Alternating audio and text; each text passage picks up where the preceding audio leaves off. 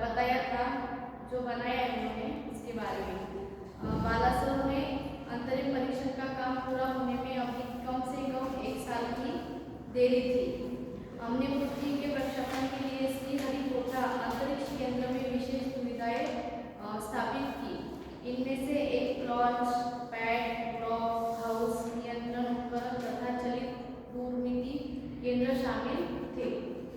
पृथ्वी उपग्रह के 25 फरवरी 1988 को सुबह 11:23 पर छोड़ा।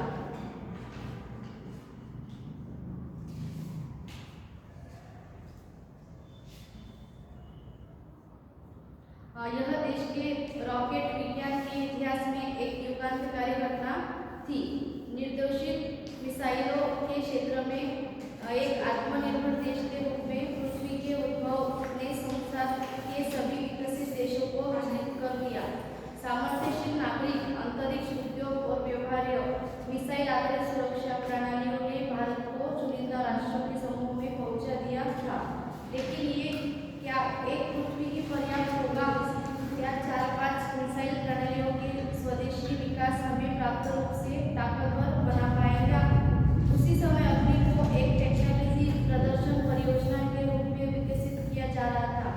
देश के भीतर उपलब्ध समस्त संसाधनों के द्वारा दांव पर लगाकर यह एक उत्तर था। अग्नि टीम में 500 से अधिक वैज्ञानिक थे।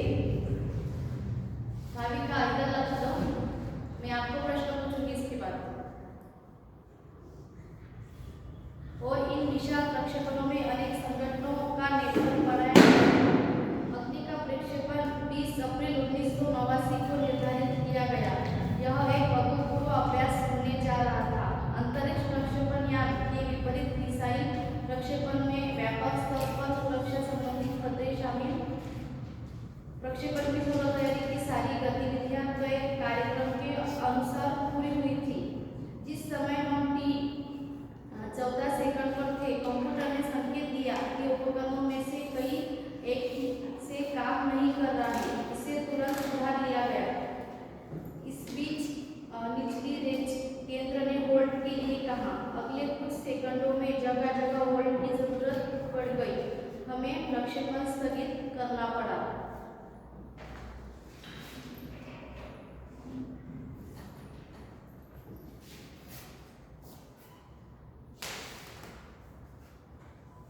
ये देखो, ये मिसाइल है, पृथ्वी मिसाइल।